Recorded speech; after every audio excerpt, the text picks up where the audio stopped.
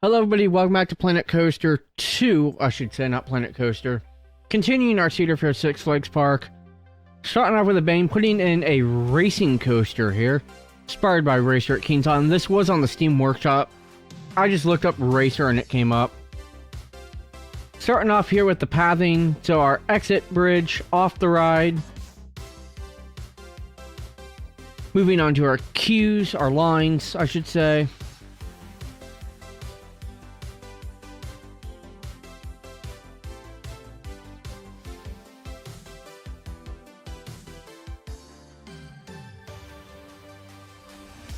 In a minute, you'll notice, once I get the rides testing here, that I realized, uh-oh, that's crossing, that's too low, the train would never actually clear that. So re-enabled the bridge, replaced that piece of bridge, deleted more of the Red Racer's line, brought it out, way out, and then looped it back over to the bridge like that. There we go. And then adjusted it again. In here we're fine tuning. There we go. And now the train will clear it with ease on both sides of the ride.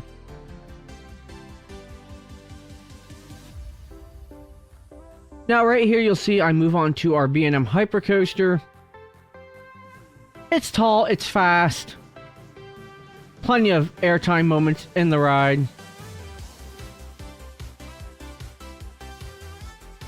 Giving me enough space to get it back into the station safely.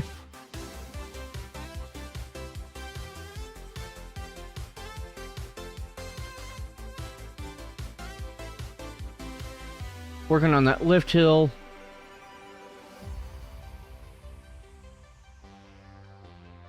Fine tuning the lift hill so we get it right about the 230 mark.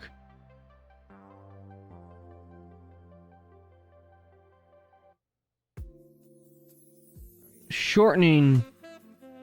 Oh yeah. 215 feet. It's pretty tall. It's not the tallest or fastest thing in the world, unfortunately. There's taller and faster out there in the world. Tallest and fastest isn't even open yet, actually. It's opening in the Middle East in Qiddiya, over in Qatar, I want to say. So, lots of airtime, negative G moments where positive and negative forces meet, you get zero gravity, so you get that floating sensation in your seat. And right here, I took advantage of the terrain, it going up to avoid the terrain, and made this our turnaround section on the ride. I had to delete the tree right there, which is fine.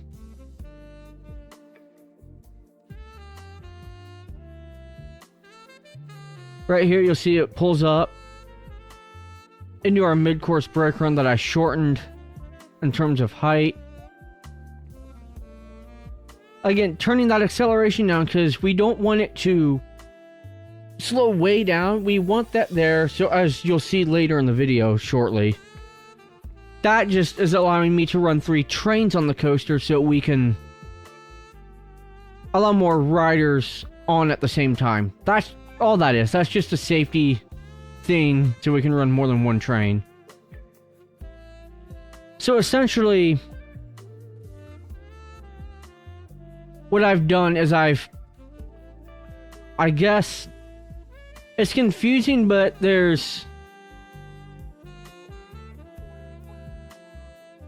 I think 5 blocks on the block sections on the ride.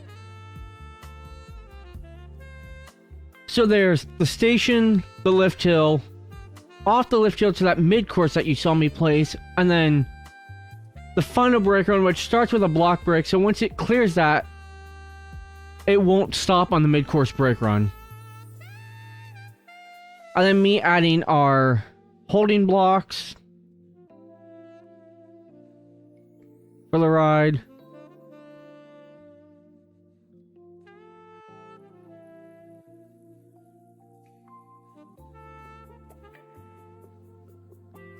There's our holding blocks, and then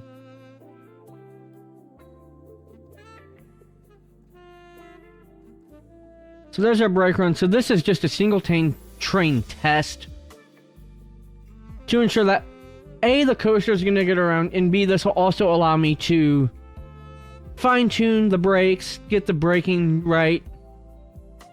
That way it's not flying into the brakes, but at the same time it's not crawling into that block in front of it. That's the goal here. Is that it doesn't lose momentum. That's the idea.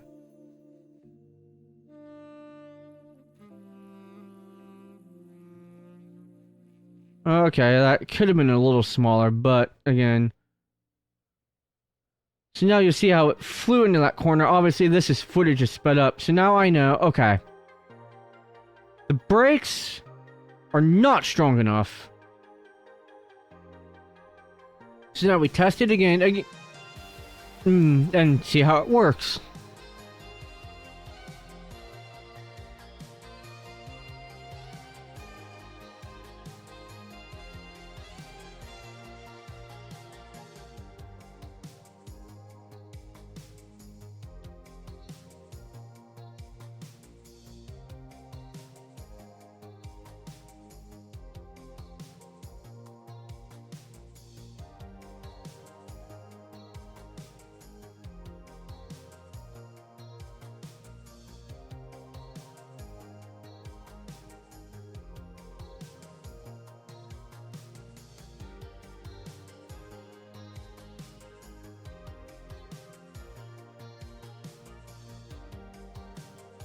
So right there, what you saw me do is put trims in because I realized it's still going a little quicker on that corner into that brake run, into that block section. So those were there just to help ensure that it will get around.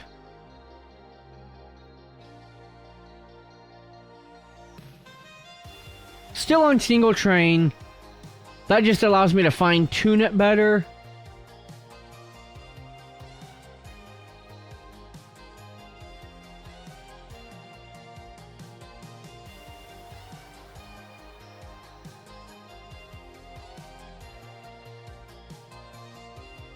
That last hill might have been a little too tall, but what matters is it's not snaking.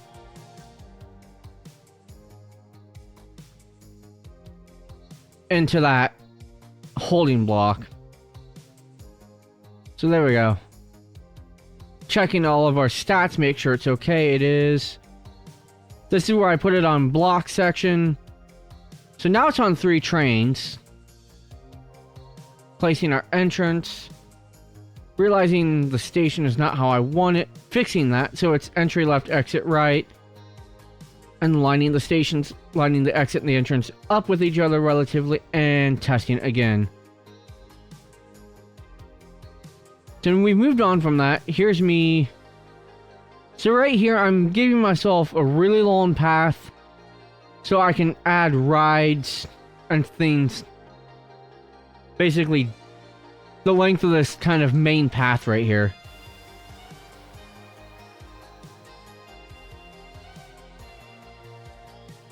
So here we go, adding the flat rides.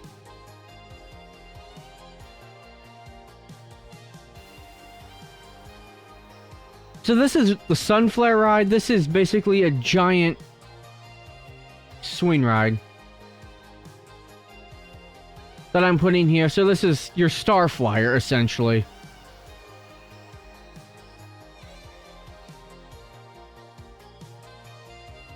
And then I placed it and realized, well, the clearance envelope's not good. They would probably swing out and smack into the track. So there's me. Well, not necessarily. Yeah. Me deleting and redoing the queue.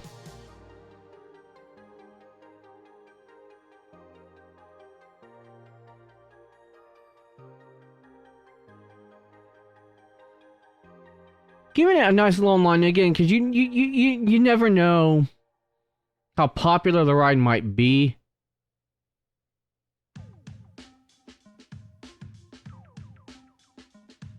And then I went in here and redid so the path wasn't blue anymore. When we get to the water park portion of this park, we might do the blue path.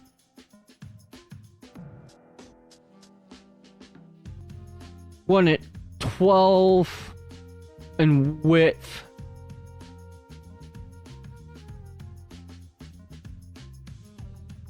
So right here, I'm going through painting it. This took a while.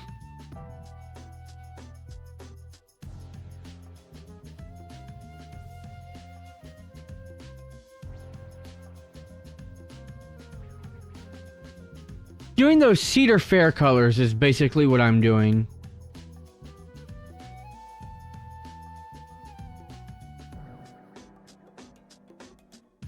To it.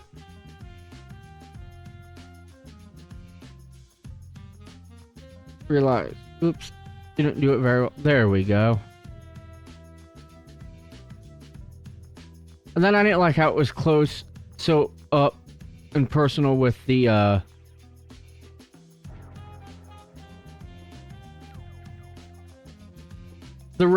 racer there, so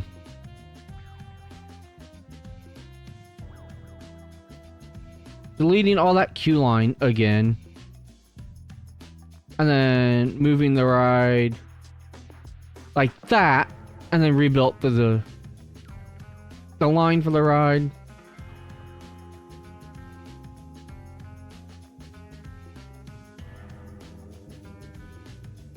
There we go.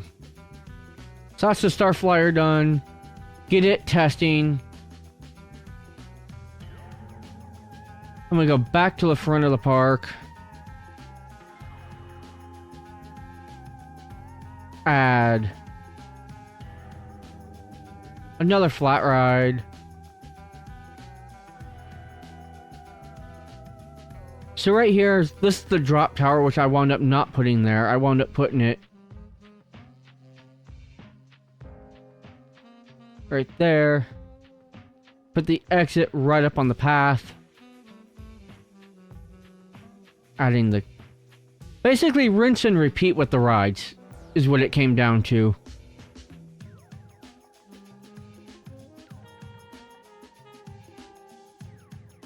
Changing the colors of the ride.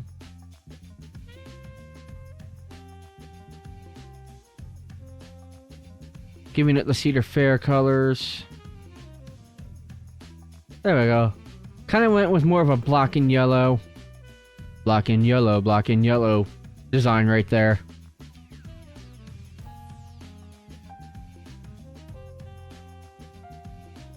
What else? What else? What else?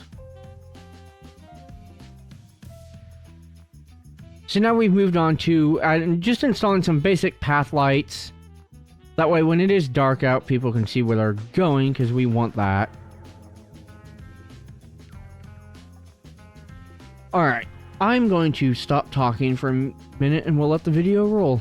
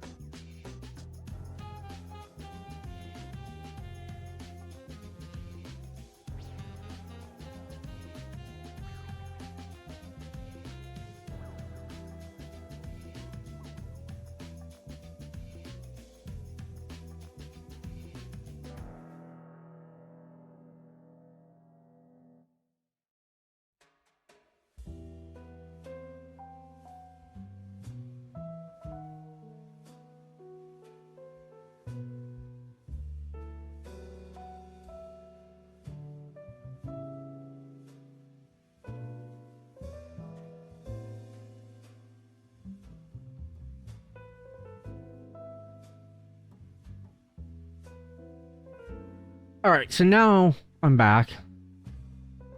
As you saw, I put security at the entrance to all the rides, and now we're just going through adding some more booths and stalls.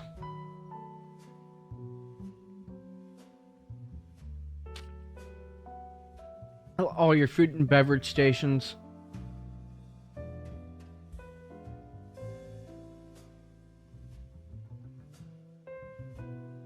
Because you need plenty of those. Adding a staff building, and then what I did with the staff building is, because technically the guests don't like seeing it, I hid it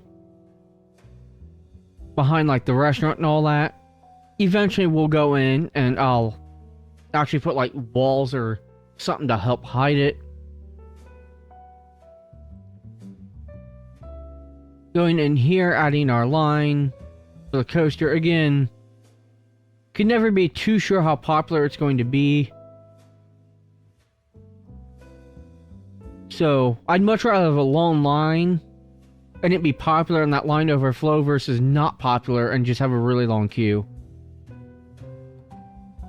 Because I've made the mistake of, oh, it's not going to be that popular, and then the line is overflowing and I have to go in and add extensions to the line.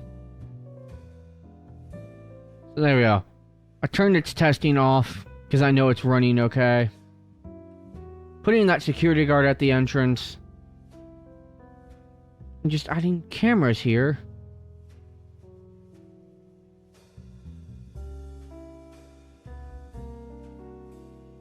Putting a camera there so the restaurant has CCTV. You never have enough security footage. Subs keep an eye on things, make sure people are behaving. That kind of thing.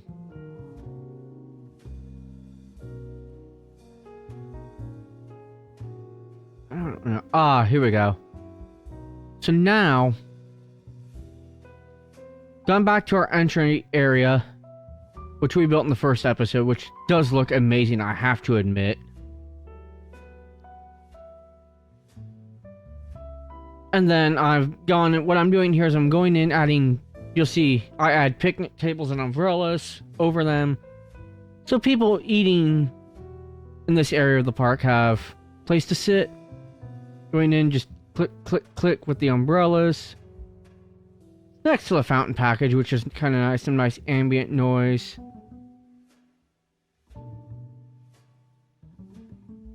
Kind of away from the hustle and bustle of the rides. Obviously, carousel and bumper cars are the first rides you see. In terms of not thrill rides. And obviously you've got the big coaster. Big inverted coaster.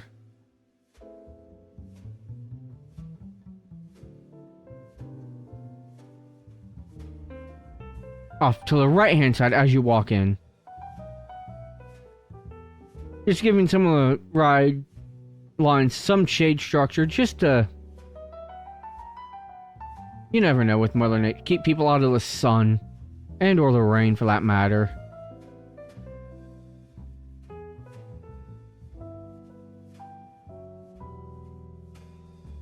There we go. And depending on the angle of the sun, they'll actually be in the shade, which is kind of cool actually.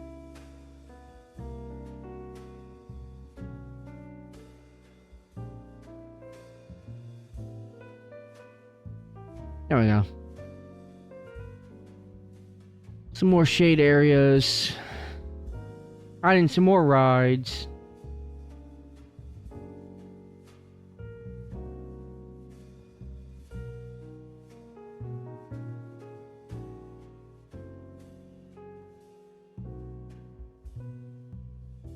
There's our scrambler.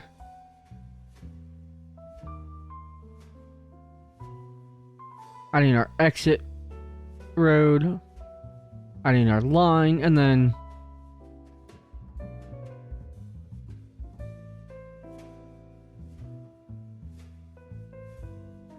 going through, painting it up to the color scheme I want. don't even remember what I wound up selecting for the color scheme.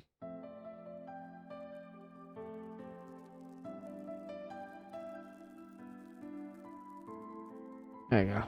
Kind of a blue, red, and white cedar, and some yellow. That cedar, the old Cedar Fair colors. Putting in our it's the unthemed pirate ship is what I put in. They tend to not have a lot of theming.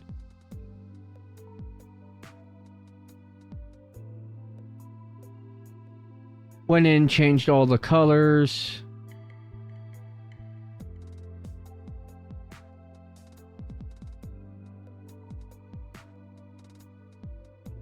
There we go. A nice brown pirate ship.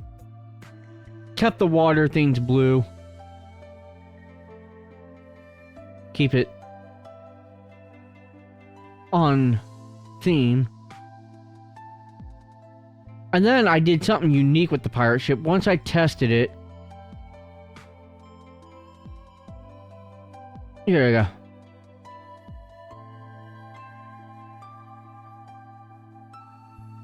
So what I did here was I made a little trench around the ride.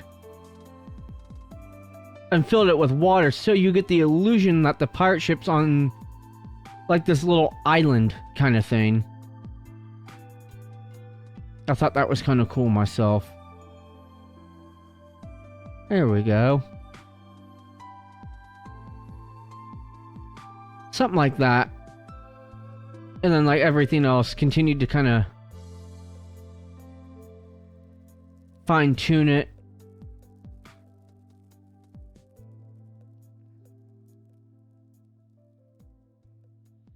And fill in the water where I could. Flatten it out to a foundation so it's nice and level in there, and putting the water in. There we go. That's kind of, I think I like the look of that with the water features around it. Anyway, that is going to do it for this episode of Planet Coaster. Thank you all so much for watching. I will see everybody next time. Take care.